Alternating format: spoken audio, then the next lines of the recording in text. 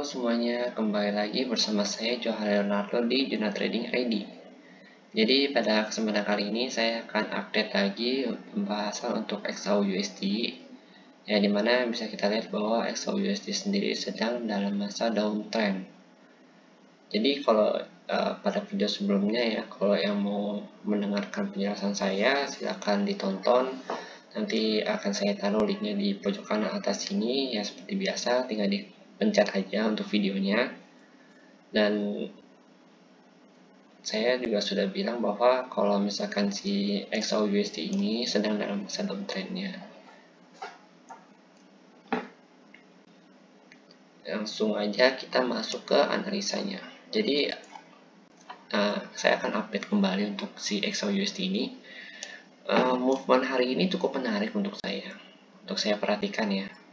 Karena kalau kemarin kan kita ada lihat di sini ada rejection. Nah, berarti kan base ini berguna nih. Seperti yang saya bilang bahwa selama dia belum bisa menembus base ini, maka otomatis harganya akan turun kembali. Dan saya pun agak terkejut dengan pergerakan si XAUUSD hari ini karena dia langsung menembus dua base sekaligus. Kalian bayangkan aja di sini kan ada base sebenarnya. Ada base juga kalau kita pakai time frame yang kecil ya. Di sini ada base. Lalu di sini ditembus juga sama dia. Ini juga ditembus sama dia hari ini. Jadi bisa dikatakan bahwa hari ini tuh sebenarnya ada berita sentimen yang kurang baik untuk si XAUUSD ini karena ada prediksi atau ramalan dari CAD ya, dari mata uang CAD yang kurang bagus sehingga membuat si XAUUSD ini ikut turun karena kan si CAD dan XAUUSD itu kan barengan ya, maksudnya dalam kategori yang berkorelasi mereka. Jadi karena si CAD turun, otomatis si gold juga turun. Jadi untuk melihat si gold apa sentimen positif atau negatif, kita juga harus lihat dulu nantinya ke berita-berita internasional seperti ADP employment rate yang barusan kita lewatin ya hari ini ya, jam 7:30. Dan itu maksud saya tuh kayak bener-bener membuat harga si gold ikut turun gitu. Karena ADP employee ini kayak semacam berita yang cukup besar ya untuk si CAD ini. Dan si gold juga karena dia berkorelasi dengan si mata uang CAD sehingga pergerakannya jadi ikut turun. Kita bisa lihat juga di sini bahwa beritanya kan sekitar jam 7:30 ya. Jadi kalau 7:30 itu kita hitung dari sekarang itu sekitar, ini kan jam 21:34 itu 2, 3. Nah 7:30 itu sekitar di sini berita-beritanya nih daerah-daerah sini, sehingga saat ini bisa kita lihat bahwa semenjak si berita CAD itu dirilis atau ADP employment itu dirilis dan hasilnya itu ternyata yang diprediksikan dengan yang aktualnya itu beda. Jadi yang diprediksikannya itu adalah 180, sehingga tapi aktualnya itu hanya 39.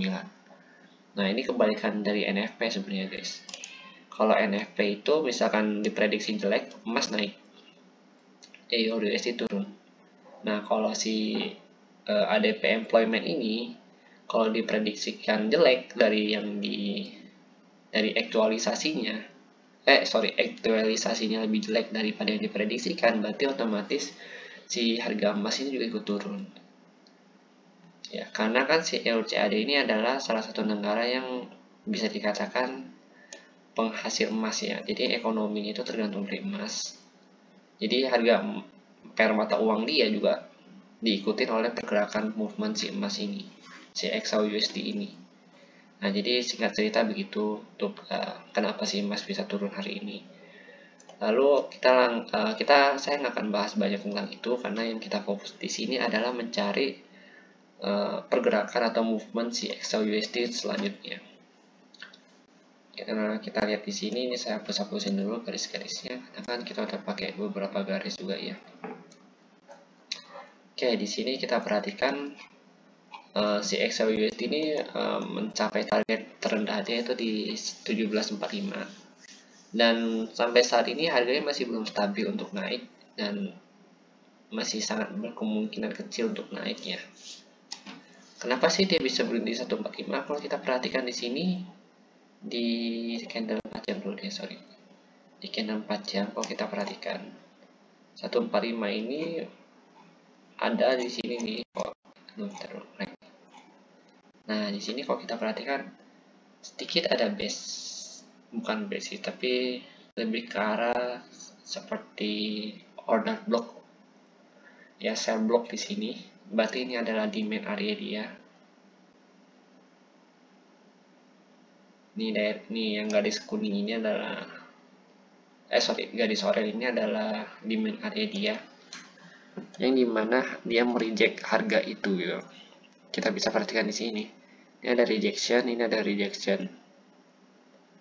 Berarti dia di sini merupakan demand area dia yang cukup kuat. Kenapa? Karena setelah rejection ini dia langsung naik kembali, dan naiknya itu cukup tinggi, itu sampai ke sekitar 1830. Nah, jadi kalau di sini kita bisa tunggu dia untuk retest kembali, mungkin ya. Mungkin kita bisa tunggu untuk dia retest kembali, baru kita coba entry dengan terendahnya itu, titik terendahnya itu di sini. Ini kita coba lihat dulu di sini ya. Nah, sini masih ada titik terendah dia lagi, itu di 1724, tapi menurut saya sangat tidak mungkin dia bisa naik ke situ, bisa turun sampai sini. Paling kemungkinan besar tuh hanya turun sampai nih. Kalau kita bikin base di sini,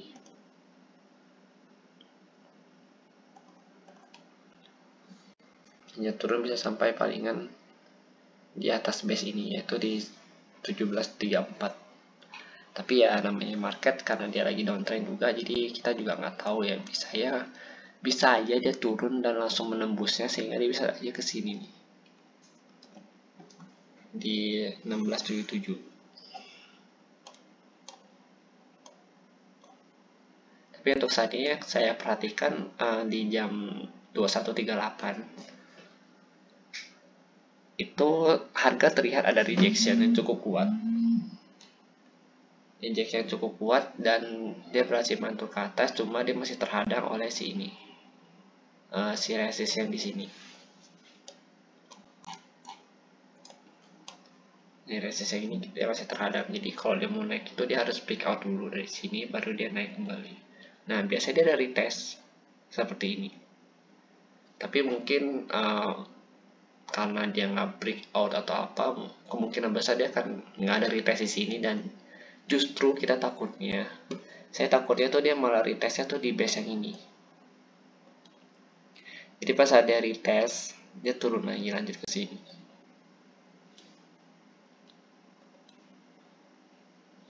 Kita coba lihat dulu di candle 1 jamnya. Kalau di candle 1 jam sini udah doji, tapi saya masih belum menyarankan untuk open posisi. Seperti yang tadi saya bilang, takutnya dia retest ke base ini, baru dia lanjut turun ke base ini.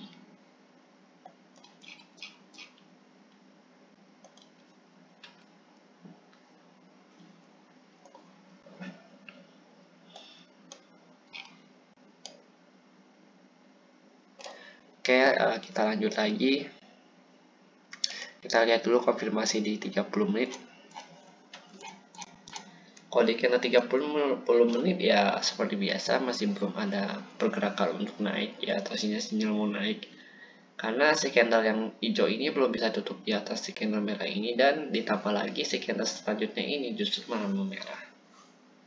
Tapi karena si candle ini belum selesai, maka kita juga belum tahu untuk the nextnya gitu dia akan lanjut turun atau naik. Ya, jadi kita harus steady ketika market sedang begini, nggak ada yang bisa menentukan juga dia naik atau mau turun. Kita sebagai trader ya hanya bisa menganalisa dan trading sesuai dengan trading plan kita. Jadi fungsi trading plan itu untuk memprotek atau melindungi equity kita atau margin kita di dalam trading. Oke, jadi untuk saat ini gold saya lebih sarankan untuk wait and see dulu, karena setelah penurunan ini biasanya dia ada kenaikan sedikit, koreksi sedikit ya, paling di area kalau kita tarik di sini.